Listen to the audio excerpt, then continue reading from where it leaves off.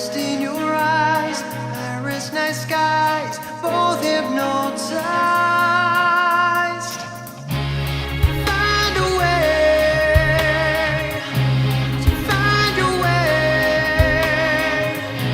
Spend the night with you in Paris, Lord. So unfair, you left me there. Took the 9:35 from Paris, Lord.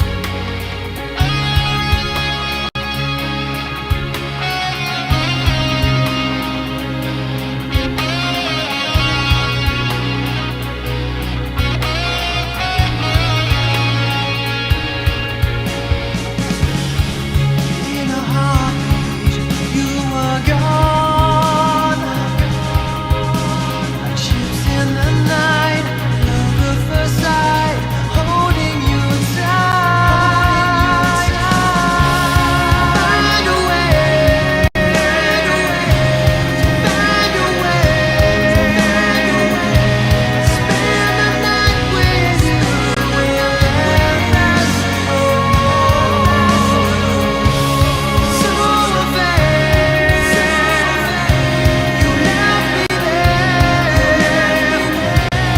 Choose the 9:35 from Paris, left with just her aroma from my standstill adventure. Now I'm stuck in a world of regret. And it's 9:35. I'm not happy, but I feel alive. So much I wanted to say, but now it's too late. Find a way, find a way.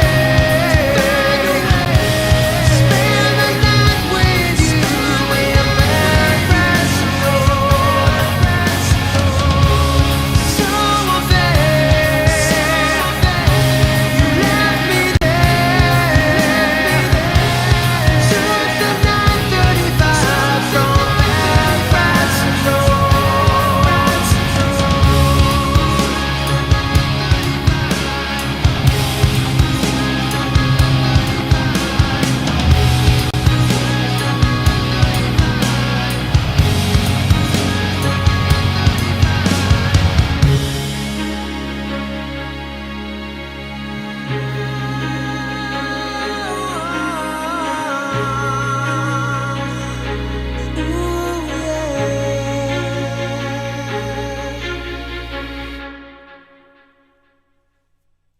Hello, ladies and gentlemen, welcome to another live stream Saturday. I hope you guys had a great week and that your weekend has started well as well.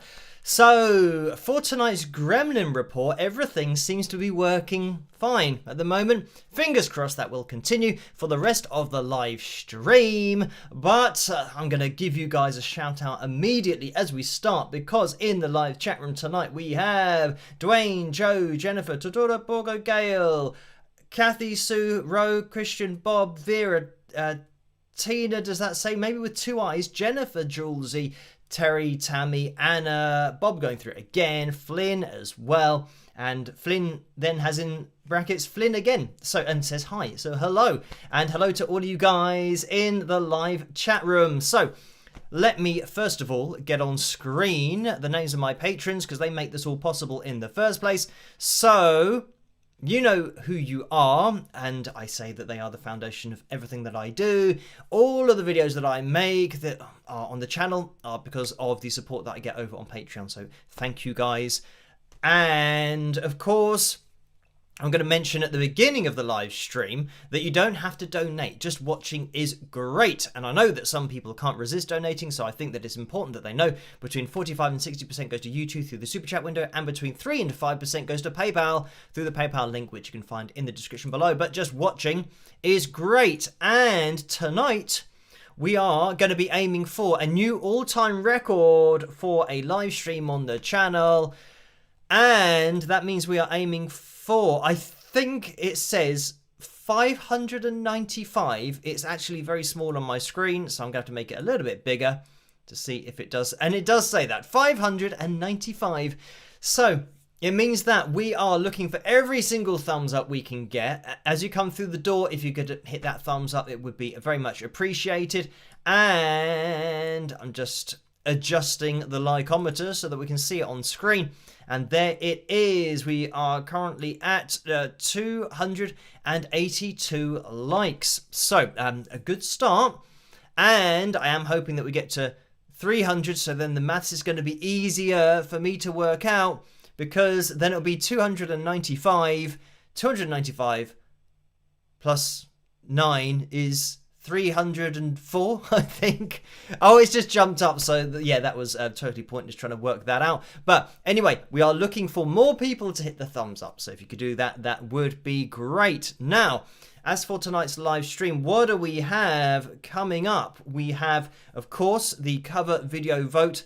That's between a little bit of Extreme and Dokken, if I remember correctly. We've got More Than Words, which I can see is in the lead. And I think the Dokken tune is Just Got Lucky. So, yeah, you can have your vote there. It looks like More Than Words has taken an early lead. And in the rest of the live stream, we're just going to do what we normally do, just see what happens, and I'll let you know what's going on as much as I can do. I mean, things are really busy at the moment, just ridiculously busy, not only with just traffic on the channel, people checking out the videos, which is great, and, you know, getting emails and all this kind of stuff. I've also got my side project, which I was working on, but then something else has now taken the place, or at least the time that I've been spending on that. I'm now spending on something else. But that's, yeah, something that I can tell you guys about over on Patreon. And you guys over on Patreon might already know about it. It was regarding something that I asked earlier in the week for your help with something. And that all seems to be fine. And actually, something interesting happened yesterday. I'm losing track of the days, but it was yesterday morning, which would have been Friday morning, and I was talking to Etienne, and Etienne Giraud. He's a French musician, and I mean, he was in French news because the whole Olympic opening ceremony thing and Celine Dion, I made a video on that showing that the vocal that we heard at the opening ceremony was exactly the same vocal that they were practicing with in the rehearsal, like the night before they even did the performance. So it means that the vocal was the same audio file, and it was, you know, it was, and it was proven by myself to be that. So yeah, there wasn't any debate about it. But anyway, Etienne did a video on his channel and just featured my video and showed that, you know, what I was pointing out means that it was absolutely recorded beforehand. It's also pitch corrected. So he just pointed that out. But because I don't speak French or anything, I think a lot of people saw his video, and then obviously Celine Dion fans were up in arms about it, saying that she was actually singing live and all this kind of stuff, and didn't necessarily maybe see my video or what Etienne was referring to. So yeah, I was chatting with Etienne yesterday morning because of this, and it was actually quite interesting because of stuff that's going on behind the scenes at the moment. I was taking Etienne through basically exactly what I do, so my method and the software, and just teaching him how to do what I do for something that, yeah, might happen in the future, where things have to be, you know, I's have to be dotted and T's have to be crossed from different perspectives. So I'm just going to skip this advert. So I was chatting to Etienne yesterday, and it was great because we even found that just across the internet, Etienne just holding his phone to his speaker with the pitch monitoring software, he was getting the same results that I was showing in a video that I've done recently. So he just kind of showed it to the camera, and we actually recorded that just to have it as evidence that when I say that people can do the same test at home and get the same results, it's just basically just proving that. And yeah, that was interesting that we went through that yesterday morning, and I'll keep you guys in the loop as to what's going on with that in the future. But yeah, it's one of those things that, I mean, it's something that a particular person and a particular, I guess, group of people want to release the thing that we're working on, but then there's a lot of resistance from other people who don't want what we've been talking about to be released. So you can imagine probably what that other side is. And just because of last night's video, and there are a lot of similarities. It's nothing to do with Bryan Adams, by the way. But yeah, a lot of similarities with a particular group or community that don't want things to get released and don't want things, I don't know, don't want things to be told to the general public because they want to try and make sure that they are hidden for whatever reason. And yeah, again, it doesn't take much figuring out to know what that reason is, but we'll move away from that because yeah, that's something that's still a little bit up in the air, and we'll see how things go probably next week with it, and I'll let you guys know over on Patreon as to what's happening with all of that. But yeah, last night's video, now that was an interesting one because it is the first time ever that one of my analysis videos, I mean, it's the first time ever actually that I've received a takedown request. Because normally there's a copyright claim or somebody tries to do a copyright strike, you know, all that kind of stuff. And with this, it was just straight up them saying, take down your video. But I didn't even know that they had requested that. I was only told by YouTube after they'd gone through all of the correspondence with whoever, well, it's Bryan Adams' official channel that made the complaint.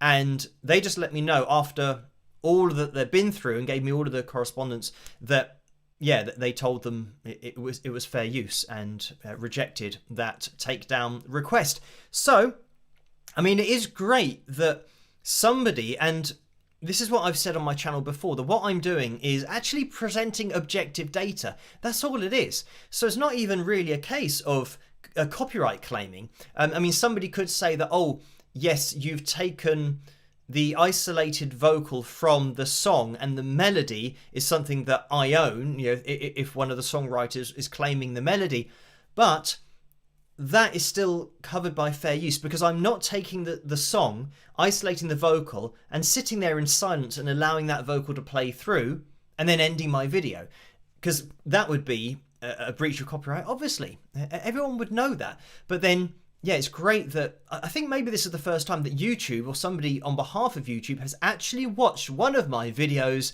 to see what I do. That it's not just posting somebody else's song and trying to get views because I'm playing that person's song and then I'm hoping that it might get added to their workout playlist or something. And I just happen to be hosting it.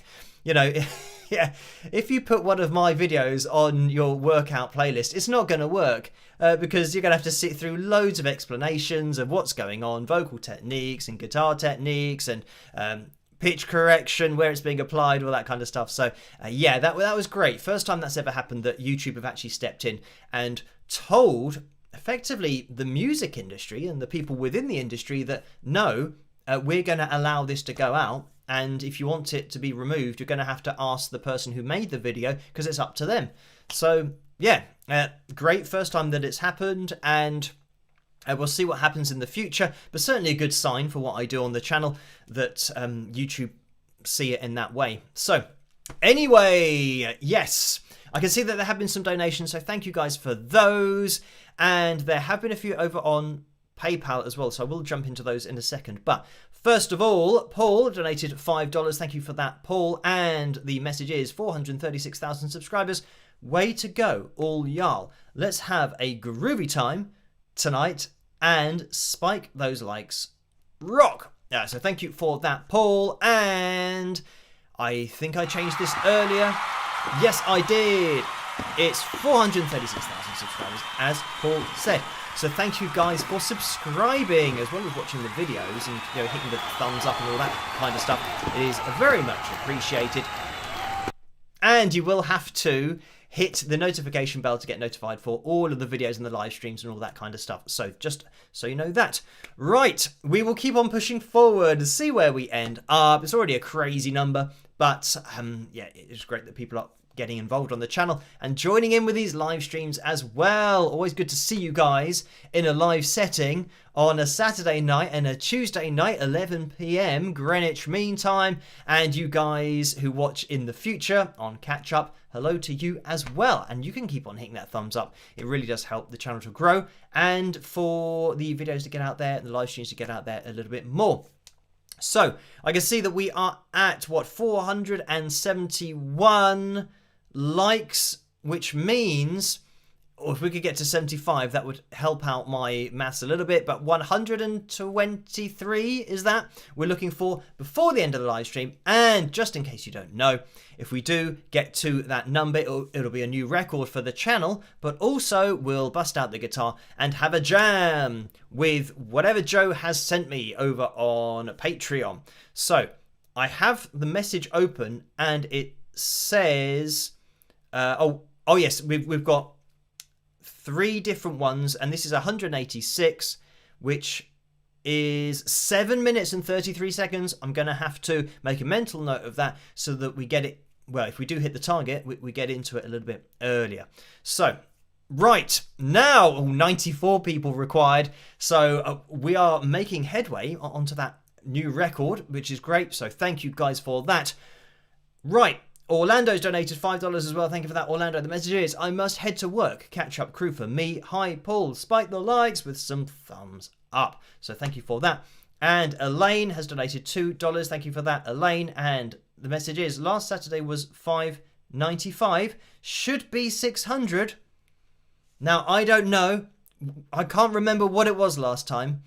So because the numbers seem so ridiculously high, I thought, well, there's got to be 595 to beat a new record. But if it is 600, I could change it, which means all of my maths so far has been wrong.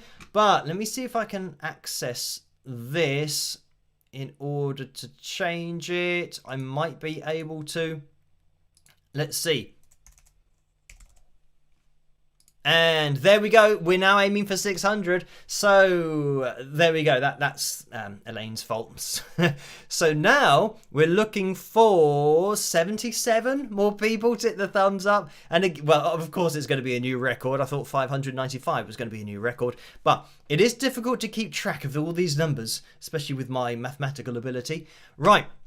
Anyway, thank you for that. Guitar Tim has donated $50. Thank you for that, Tim. And that's a straight up donation. Sue has donated $19.99. Thank you for that, Sue. And the message is a win for Wings of Pegasus and a win for the rule of law.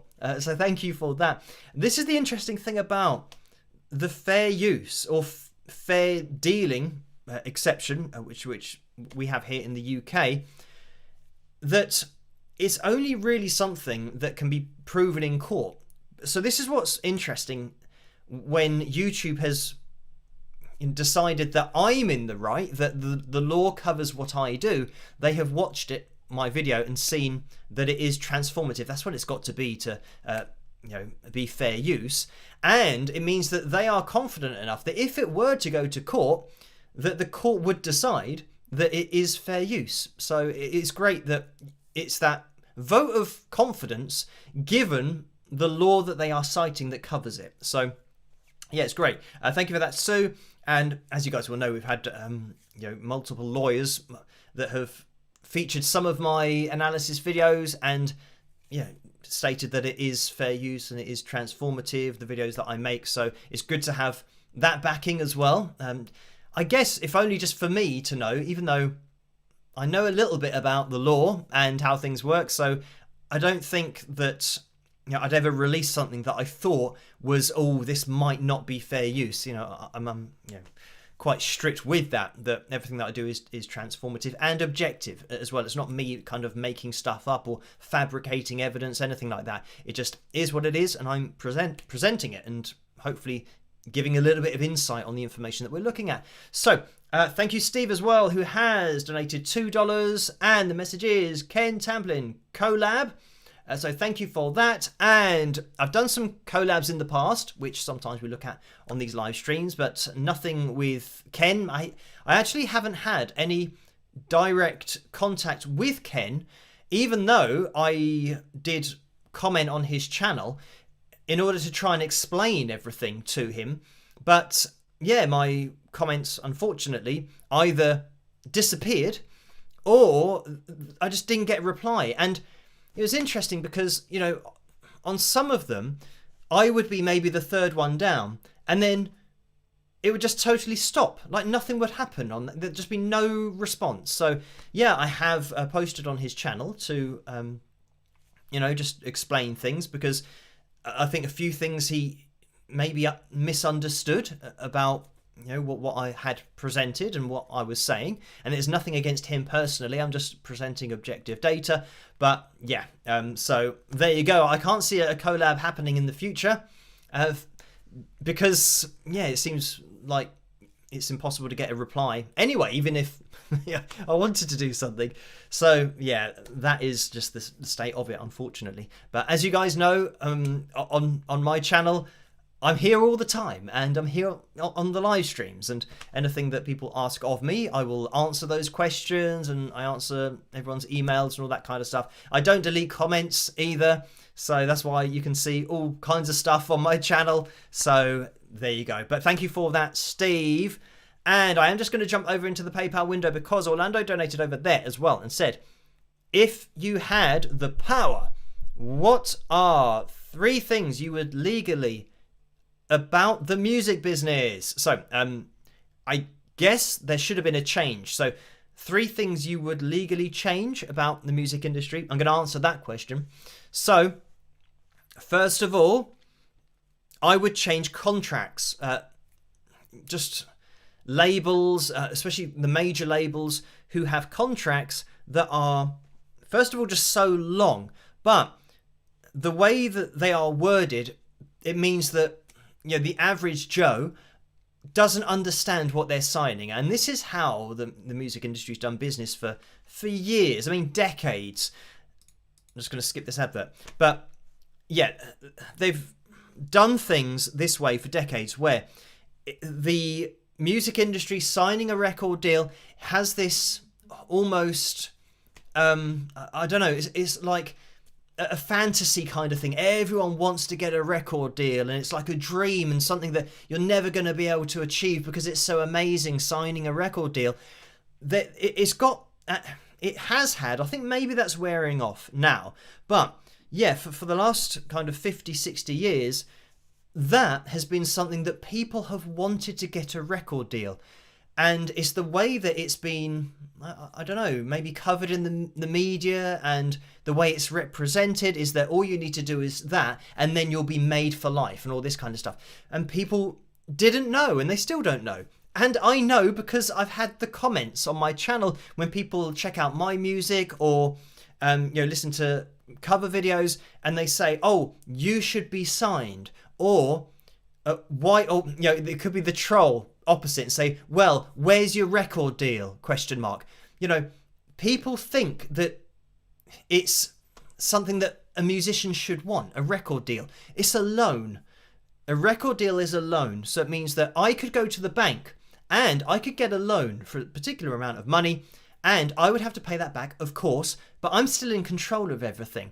So I can decide what that money's spent on. When you sign a record deal with a label, the problem is that if you're signing and it's quite a big deal for maybe the hundreds of thousands of pounds or dollars, that is a loan. So it's like taking out a mortgage. Yeah, you've got to pay that back. So if you don't sell the amount that they want you to sell, then yeah, you're going to have to work for many, many, many years after the contract to pay off the loan. So this is why you can have people who, and musicians who signed a contract for, you know, maybe 1 album. So they were signed for what, a year, maybe 2 years, including the tour. And then they're dropped by the record label and they owe the record label $500,000. So it means that they have to work for, you know, 5 years, 10 years, just getting out there, gigging, doing as much as they can to pay off the loan. I mean, it is ridiculous. So that's the first thing. And this is something I could talk about for years. So I'm going to try and keep it brief. So that's the first thing. I would change the contract so that people knew exactly what they were signing and had it in normal language. So, for example, what percentage of my publishing rights are you taking? Just having that on the front page, because if they saw that, I guarantee you most people wouldn't sign. We take 95% of your royalties for the songs that you've written. No thanks. I'd rather keep my royalties and only have to sell 5% of what I could be selling with a record label to then earn the same amount of money and control all of that. Imagine if you sold 10%. You'd earn double the money that you would do on a record deal with a record label. So yeah, that's the first thing. Just make it obvious.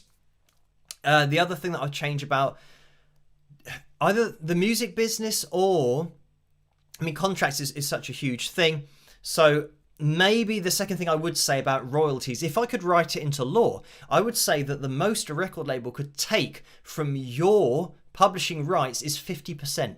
That should be the top percentage, because I think everyone deserves to own at least half of what they have written if they are going to agree to sign over their rights to somebody. I don't think that you should sign in the first place, but if they did, then they should at least get the same money that the record label are from their music. So that's the second thing. If I could change the law, I'd do that and make sure that every contract was 50% publishing royalties was the most that record labels could get. And lastly, probably is just, okay, I just thought of something else. Well, maybe I can roll this together. So ticket prices, don't even get me started on that. I would say that none of this, changing the price, and I can't remember what it's called, but it's like an adaptive ticket price where lots of people want to buy tickets for a show. That's something that dynamic ticket pricing, that's what it's called. That's something that's happened since the beginning of music, is people want to go and watch it live. So when somebody offers $10, they say, but somebody else wants that ticket. Of course they do. They're fans of the same band. Oh yeah, but we're going to charge them $12 and see if they pay it. So you can get it for $14. And they say, yeah, but it is $10. Is it? No, now it's $14 because we know that other people want it. And they're playing people against each other. So that dynamic pricing, I don't know how that's even legal in the first place. It's ridiculous. So I would have just a ticket price that is a percentage of the cost of the tour. So say, for example, that... Yeah, I'm just thinking about tours that are going on at the moment that, like I've said, have earned over $1 billion and are set to make $2 billion gross profit. So I would say, right, how much does it cost to put on the tour? It's going to cost us 20 million, 30 million. And you say, okay, right, so that's what you need to make. So we want to give you the opportunity to make profit. Of course, we know in order to make that profit and to make tours viable, you have to earn 20 or 30 million from the tour so that you can do another tour. So you've got that figure. So we're up to top end 60 million. Let's say, just for example, that to pay the whole crew and everything, let's not even say that 20 or 30 million covers their wages. Let's say put in another 20 to 30 million. That means that top end, you've now got $90 million that is going to pay for everything, having paid the crew $30 million. So yeah, we've got that, and that can include the artist pay as well. So you've got 90 million. Now, when you think about 2 billion and 90 million, and 90 million is a top end figure here. So you say, right, well, you could even double that to 180 million. If you're saying, right, we're making a gross profit of 2 billion, something's happened there. Something's wrong with that disparity between what it cost and what we're making. How is that possible to make that amount of money? And there's only one answer. It's the ticket prices.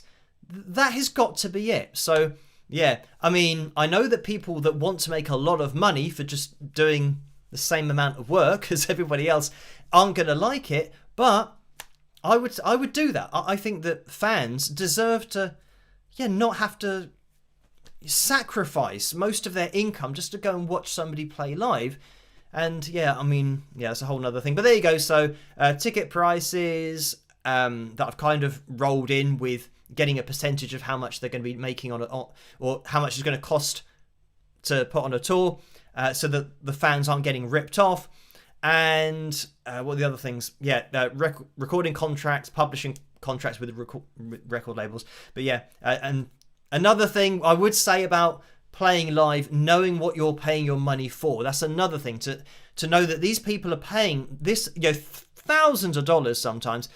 They're paying that amount of money and they don't actually know that what they're going to watch might not be live. So, by the way, quick plug for tomorrow night's video.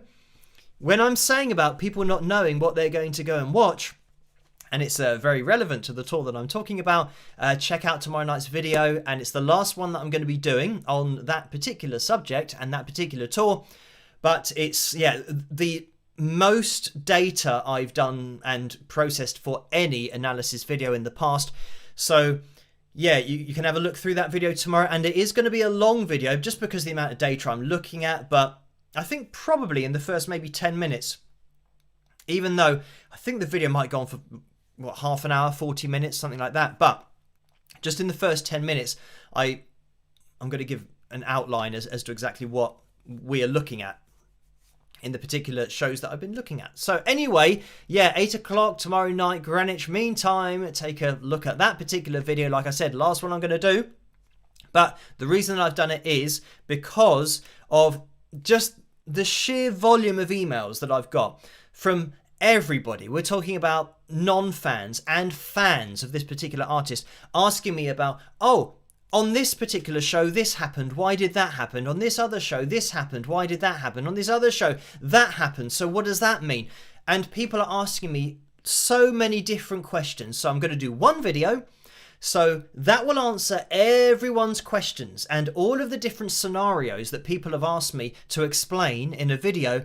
I'm going to cover it so that everybody will know why what they saw happened, because I'm going to point out what is happening on the show.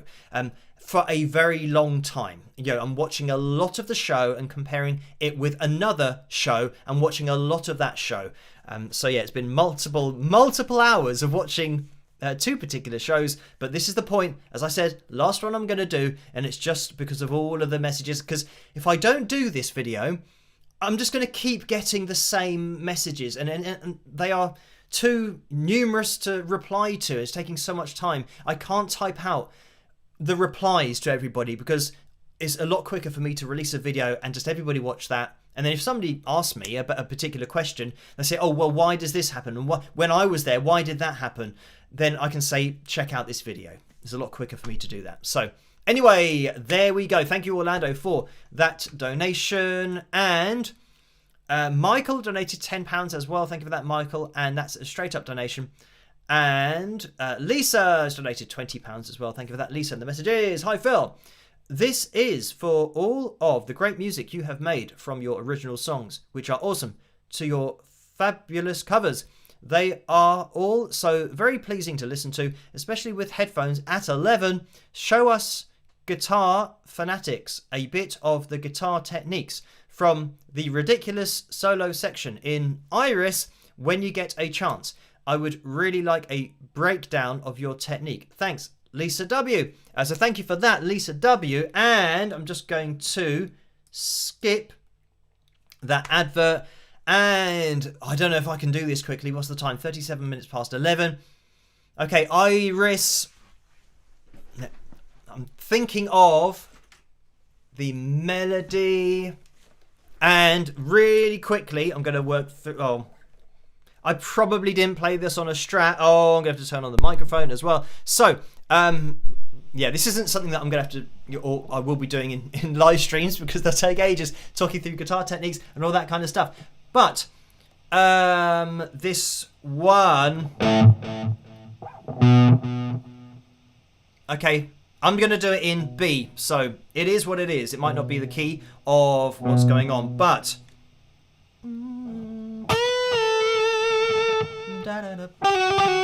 Okay, so we've got...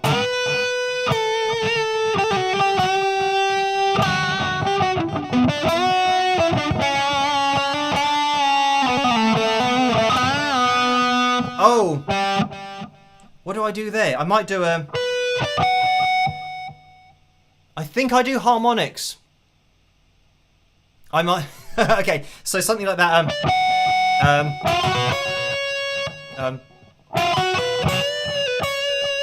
Oh. What happens here?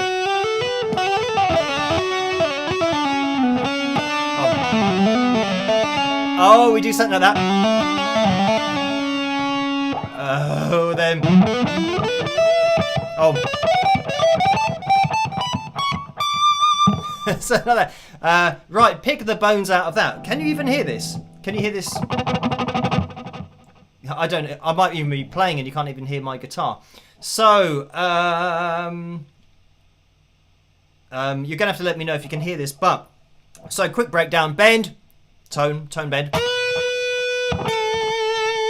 and a little bit hammer on pull off. And this is something I do quite a lot. Don't ask me why. I just like the sound of it. So it's like that semitone bend, first finger. A little bit of palm muting. Same technique there. That's quite a big bend there. I might do a hint of a harmonic there, I don't know. Obviously hardest to do on the Strat. And then it might be those. I might do that. And I'm all really here in minor scale.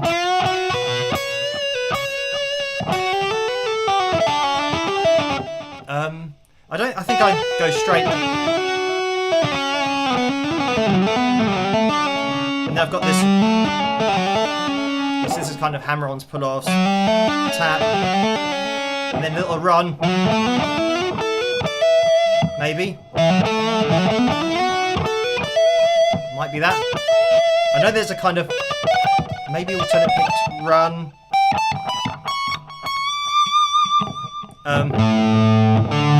Because it then must be going into D if I'm playing it in B. So that's kind of where the chords change. So that is it. I don't really have too much time to explain it, like going through the techniques. But I suppose that the one thing that you can take, you can do that little bend if you want to. That's just something that I do. So.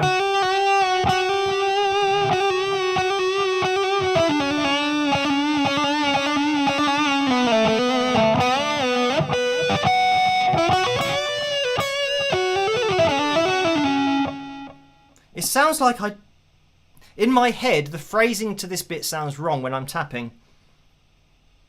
But maybe it is. Anyway, yeah, without listening to it, I do not know, but it's something like that. So, there you go. The worst kind of guitar technique lesson ever. But I am trying to keep things quick and, yeah, doing things... but, yes. The problem with the live streams is just the time disappears. So... there we go. And the other thing, the important thing is that, yeah, I don't play that on this Strat. I play that probably on my Ibanez Geo. So it means that it's a guitar that's kind of more built for, ease of, playability, ease of playing for tapping. And, it's got humbuckers on as well, which means you're going to get more signal and it's going to sound more aggressive. So it means that you'll get more sustain and like the tapping will be clearer, all that kind of stuff. But... yeah, that's I think what I do on that particular solo. And the thing about the solo is when I just kind of shoehorn them into a track that actually don't have that particular solo in there, I generally try and follow something relatively melodic. So like when I've just done that there, I haven't relearned my own solo. It's just that I can sing the notes in my head, and that's something that I love about all of the huge hits that have guitar solos. They are something that you can sing back in your head. So that's always what I try to do. Apart from the, when you start to get into the tapping, obviously that's going to be something that you can't really sing that quickly. But I know the technique, so I know that I probably did something like that. I worked my way down and did a little run up, and I know that, yeah, at the end there's that kind of alternate pick run, or it might not even be alternate picked, it might be something else. But anyway, thank you for that, Lisa W. Yeah, I can't get into too many details with the time that I have available, but thank you as well to Janice, who's donated £100. So thank you for that kind donation. The message is, this is for that Pratt, in inverted commas, with a smiley face. So this was a comment that was made underneath the Brian Adams video, actually, on his channel, where somebody said, yeah, they said that, oh, if that Pratt, i.e. me, had not told everybody that it has been, you know, pitch corrected or auto-tuned, nobody would have known.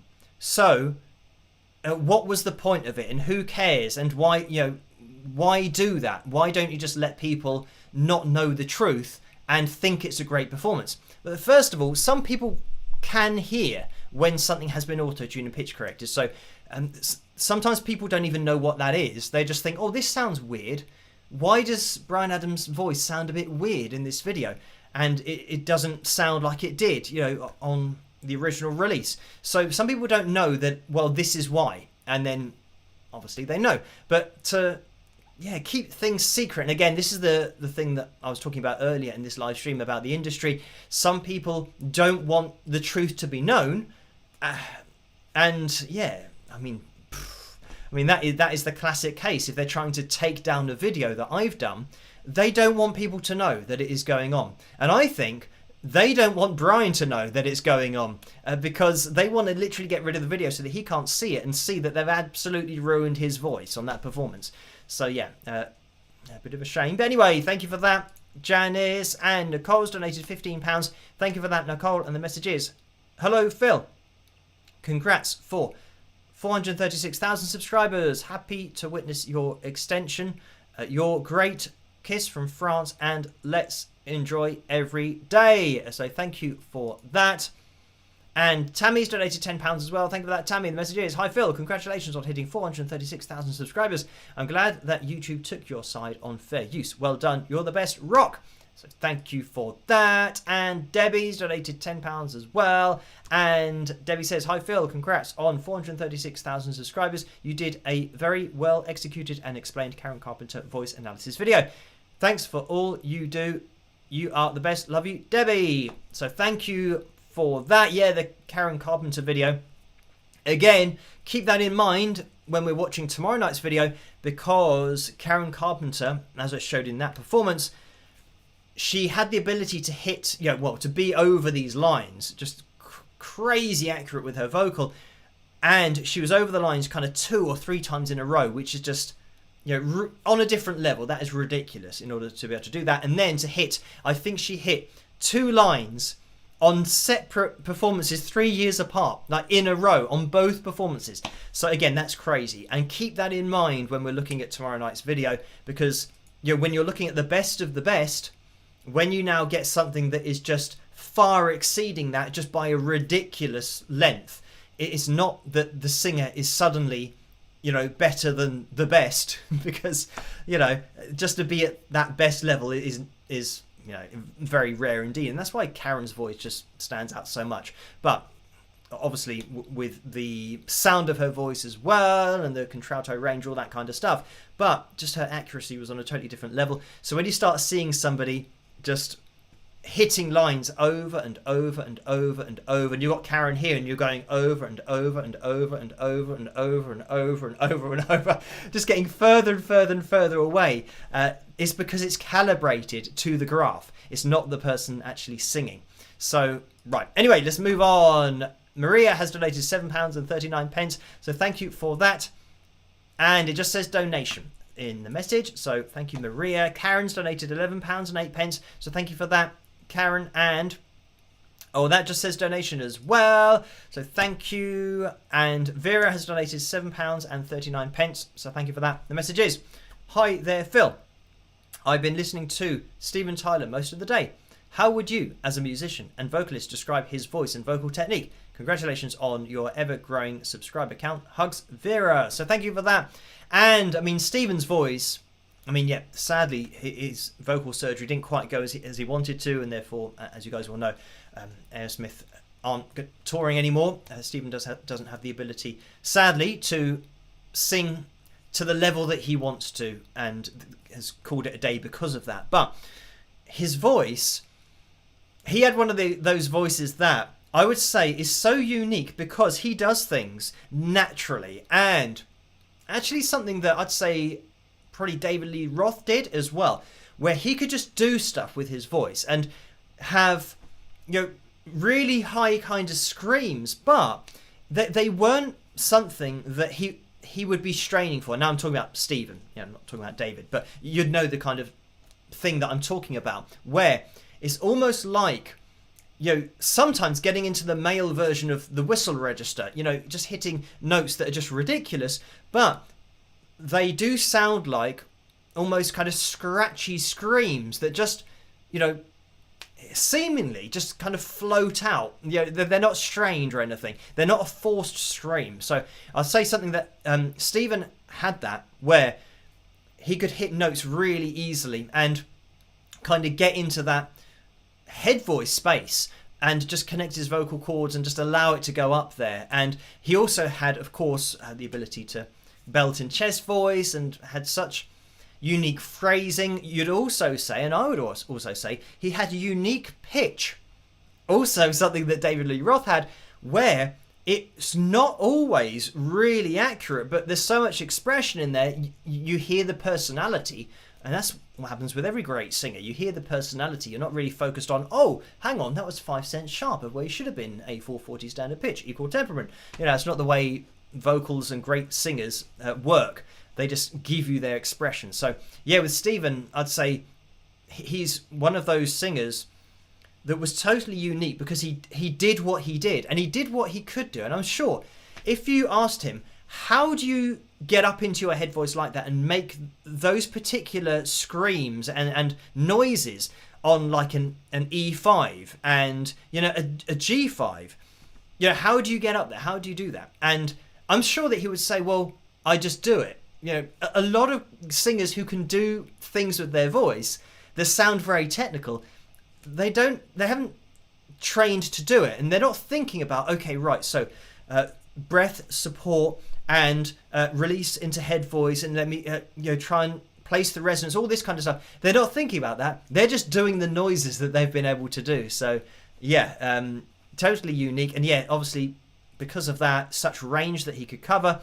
And if you are looking to kind of cover an Aerosmith track or cover Stephen's voice, I would say what I always say, which is just do your own version of it, and don't try and copy his voice exactly. Just do the song how you would sing it, and that's very much what I've done in the past.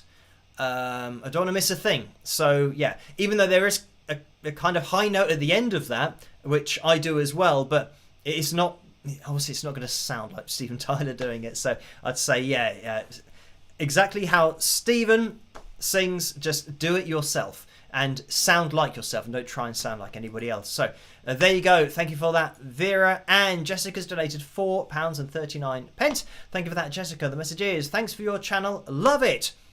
And Christiana has donated £1.27. So thank you for that. And that is a straight up donation. Karen has donated £5.90. Thank you for that, Karen. Long message here. Hi, Phil. Congrats on hitting 436,000 subscribers. Your contributions to music is truly special. Correct me if I'm wrong. I seem to remember you saying that you believed in aliens. If so, please explain. Also, have you heard of spiritual healing, for example, using crystals for healing and or communicating with the spiritual realm? Thanks for being the special person that you are. We all love you, Karen. So thank you for that. And I'm not saying what I don't think I said, I believe in aliens, but I think, believing in something means that, it is definite that that's something that no matter what somebody says, it's not going to change your belief. But I'm always of the opinion that I think something, like I have a view on something and an opinion, but I'm never going to believe in something that isn't absolutely fact and can't be proven, multiple times. So with aliens, I would say that I kind of roll it all up in the same ball, that you've got people who say about the afterlife, and people that say about heaven and hell and all that kind of stuff, and religion and aliens, for me, it's indicative of stuff that we don't understand. And I think they could be independent things, but it could all be the same thing. So it could be all rolled up into one, that what somebody says is either somebody communicating beyond the grave, or somebody who might be religious has heard something that they believe to be a voice of a god or something like that. Somebody else who doesn't believe in that might believe in the afterlife, and they've attributed that voice that they heard to something else, and not necessarily a god, but maybe another entity. It could have been a different god that they believe in. And then you've got people that see things in the sky. Could that be all linked to maybe afterlife? Or I think I've said in the past that my theory is humans have to know everything. It's how we are wired. We need more information. If we don't know something, we need to know the answer. So I always say that if this was created, what we are in now, the world and the universe and all that kind of stuff, it's the perfect creation for humans, because humans have to know everything. And what if, because of it's like something it's impossible to have all the answers to the universe. So it seems like a perfect system to me, that humans have to know the answer to everything, but there is no answer to everything. So it's the perfect system. So yeah, and again, what that means, I don't know, but I think it is to think of the size of the universe and the size of the space, or at least how much we know of it, to think that we are the only life in this universe. I think, well, we are the proof that life exists. So we are the proof that there must be life somewhere else, because we can think that.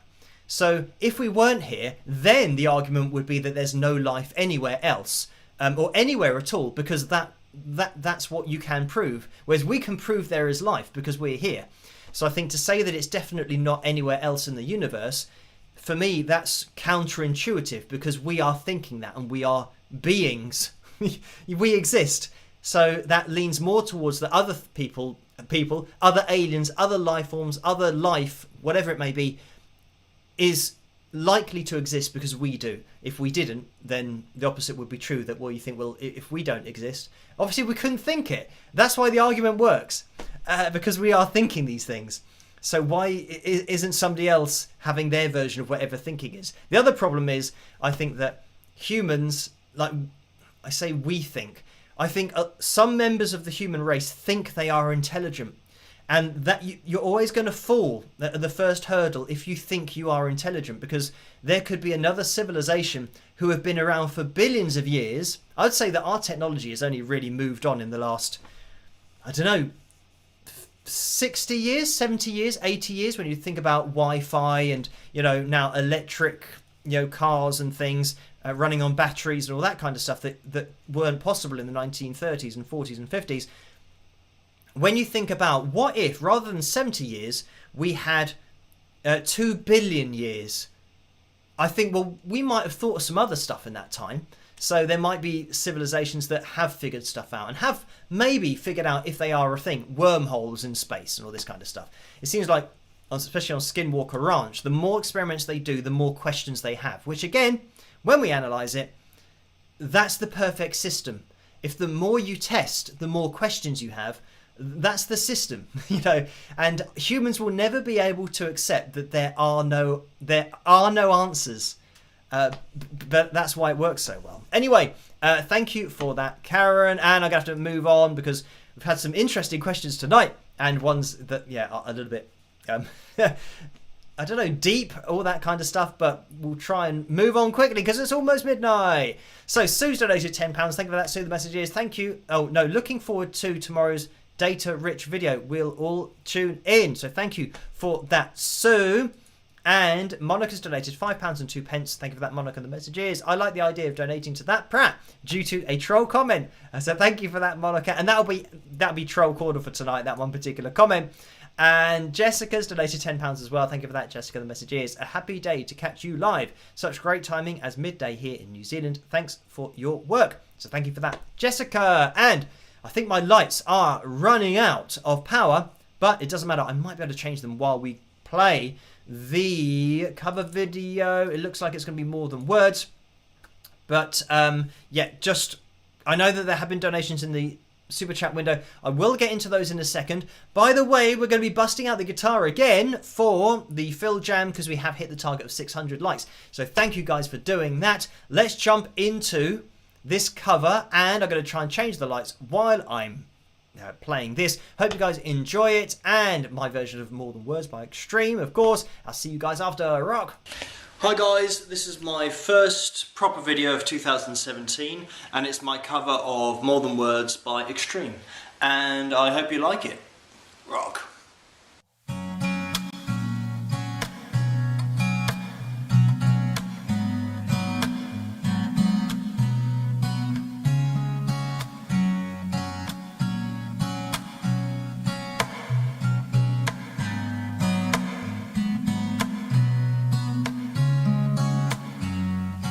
Saying I love you, it's not the words I wanna hear from you.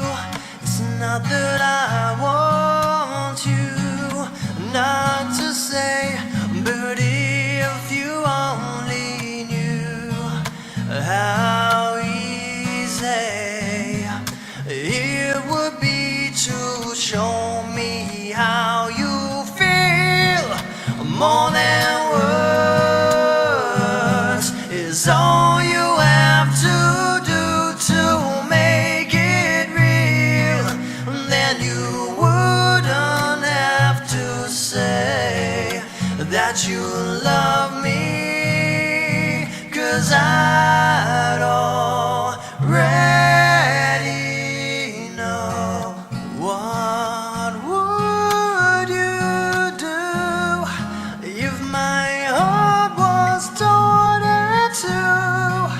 More than words to show you feel that your love for me is real. What would you say if I took those words away? Then you could make things new just by saying I love you. Love, more than words, love.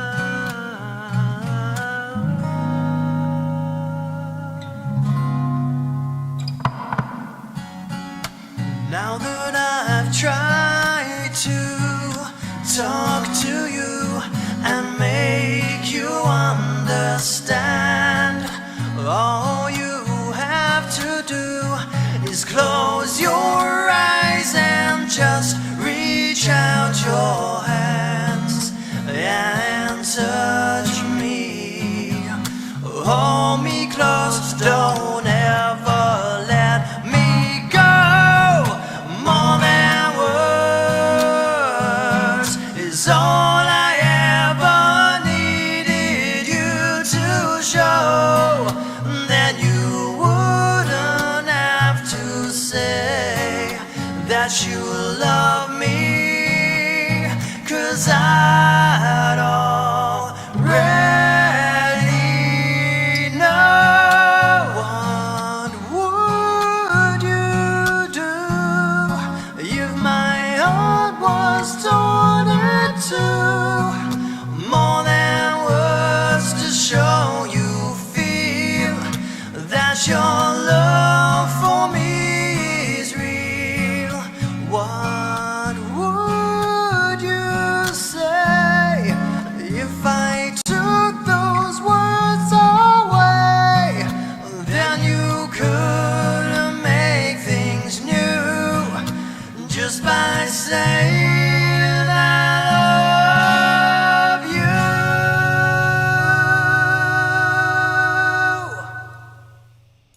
And there we have it. That was my version of More Than Words by Extreme. I hope you guys enjoyed that. And thank you for requesting that over on Patreon. We are going to be jumping into the Phil Jam very soon. It is quite a long backing track for tonight, 7 minutes and 33 seconds. Just quickly, there's been another donation in the super chat window. So, Karen has donated $20. Thank you for that, Karen. The message is, hi Phil, curious if you've heard Romany Gilmore singing Between 2 Points on her dad's new album, Luck and Strange. She's got a lovely voice like her dad. What do you think about singing ability passed in families? So thank you for that. And, I mean, first of all, no, I haven't heard her voice. In terms of families passing down talent and singing ability, all that kind of stuff, I don't know. I think it's difficult because when we're kids, we are very good at imitating parents and obviously learning to sing or learning to talk. But learning to sing and determine pitches, I think, is something that if you've got parents who are musical and who maybe sing, I think a kid is a lot more likely to be able to sing because they're taking in that information as a language in exactly the same way that they're learning to talk. They're learning to sing, to control their vocal cords, but they don't know they're doing it. So this is something that when I say about great singers who have kind of perfect vocal technique, that they can just go straight up into their head voice and they've got perfect control, all this kind of stuff, that they've been singing, or obviously they've been singing for many, many, many years, probably since childhood, in order to have that perfect vocal technique, so that they get up to the high notes, but not by doing anything that they're trying to manipulate. They can just do it because they have done it since being a kid, and then they can kind of keep on using that same vocal technique and not get into any bad habits, which is something that can happen, you know, when you're older and you're learning to sing later on. So yeah, I'd say that if your family is musical, and especially if they sing, then the likelihood of you being a singer or being better at singing is much more increased because you're taking in that information. When you are growing up, you're learning it as a language. So anyway, thank you for that. And Sharon's donated $5. Thank you for that, Sharon. And the message is, Phil, what do you think of Freddie Kersey's voice from the bands Sheriff and Alias? So thank you for that. And not someone or bands that I have featured on the channel. So I don't know. It's passed me by. I don't know whether it's a hard rock kind of thing, but that tends to be what the kind of music that I'm into. But thank you for that, Sharon. I can check it out at a later date. Diamond Girls donated $2. Thank you for that. And the message is, just golf. That is the answer. So yeah, I think it's probably time better spent just accepting there are no answers. So let's just all try and have a good time on Earth and stop being stupid. But even saying that about the human race, I think there's some of the human race are a lot more advanced than other people, and sadly there are a lot of stupid people in the world that think that attacking people, killing people, they think that that's all still I don't know what they think the point of it is. We've already proven throughout history that it doesn't work. So I'm very much into just accepting that what we have is unbelievable and it's amazing. And if there isn't any other life in the universe, how stupid are we that we're wrecking this? So anyway, like I said, I think that there are a lot of people who aren't quite as advanced mentally as they should be, especially in important positions in the world and in government. But anyway, let's move on from that.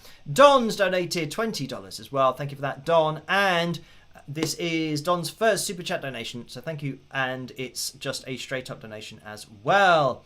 So we are going to be jumping into the Phil Jam. So I still have the mic on from earlier, so there might be an echo on my voice. I don't know. That's sometimes something that happens. Let me try and grab this.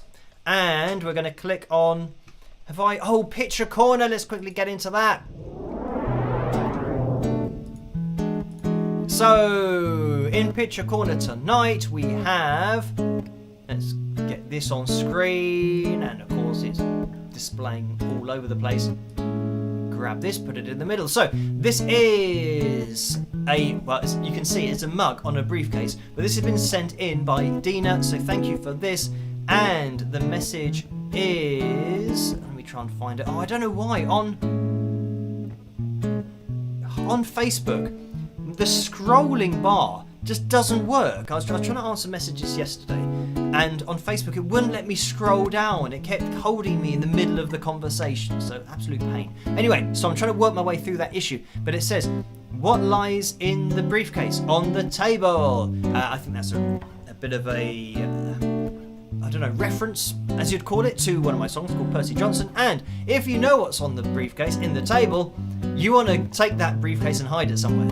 So anyway, thank you for sending that in. And it's the Wings of Pegasus mug there, the Phil Toon mug. And we also have, oh, this is another one from Dina, and this is another Wings of Pegasus mug, and tapes. And this was my childhood, having tapes. Actually, when I got a little bit older, the whole CD thing took off. But yeah, I used to have a Walkman, which was very, very fancy. You could walk around playing your tapes, and yeah, you just needed a good supply of AA batteries. So yeah, thank you for sending that in, Dina. Right, let's get out of Picture Corner and get over to the video for tonight. And let me... Right, I think we're all ready to go. Oh, zoom out. And I did change the lights, by the way. You might have noticed. You might not have noticed, actually. Right. Right, the red dude is on screen. I don't know whether I'm zoomed out or not. Oh, I was zoomed out. So, there we go. So, this is classic rock guitar backing track in A. And this is from Jam Tracks channel on YouTube. So, let's have a listen to this. How much time we got? Right, we might be able to get away with it. Right, so let me know if you can hear this. I can hear it. Might be a bit dirty for this, tone-wise.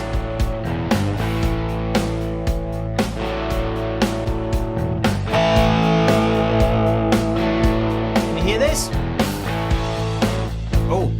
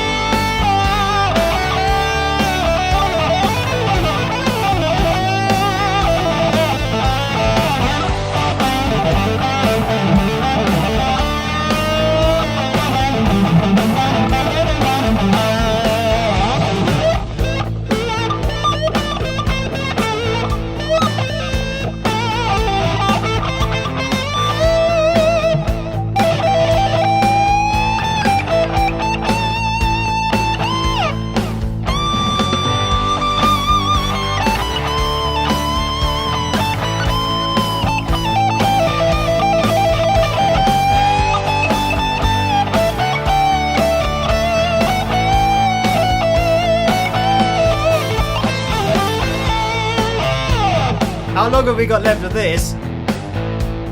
Oh, about a minute.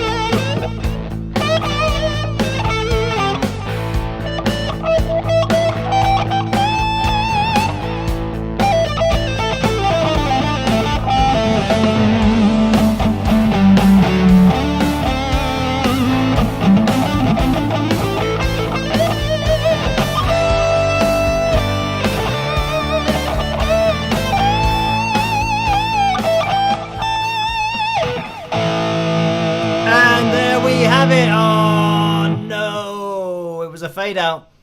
Oh, so that was it. So that's like 7.5 minutes of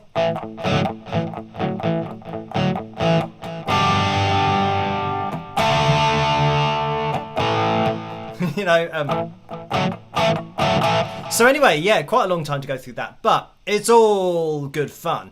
Classic rock guitar backing track in A from Jam Track's channel. That's the channel that came from if you guys want to have a jam along yourself. So, yeah, and thank you guys, by the way, for hitting that thumbs up and ensuring that we have a fill jam at the end of the live stream. Thank you to Joe for sending me the tracks in the first place. And I'm going to be here with the video tomorrow night. Look out for that one. It's the biggest analysis video that I've ever done on the channel. And I will just quickly address the super chat donations that have come through. So thank you for that. Oh, it's Karen who donated $2 and Don donated $20 before that, but I think I mentioned that, Don's first super chat donation. And Karen donated $2 and said, "Hi Phil from Chipper. He's singing along." Karen, so thank you for that. Right, I'm going to be shooting off now in order to get myself organized for tomorrow night's video, of course. And that's going to be the last one I'm going to do on that particular topic. Over on Patreon, I'll keep you guys in the loop as to what's going on behind the scenes and let you know as and when things develop on that side of things. Right, all that's left for me to say is try to stay as safe and as sane as possible in this crazy world in which we live. Oh, and by the way, I'm live streaming on Tuesday night as well, but you guys probably already know that, 11 PM Greenwich Mean Time. So have a great rest of your weekend, and I'll catch you guys at the next one. Rock!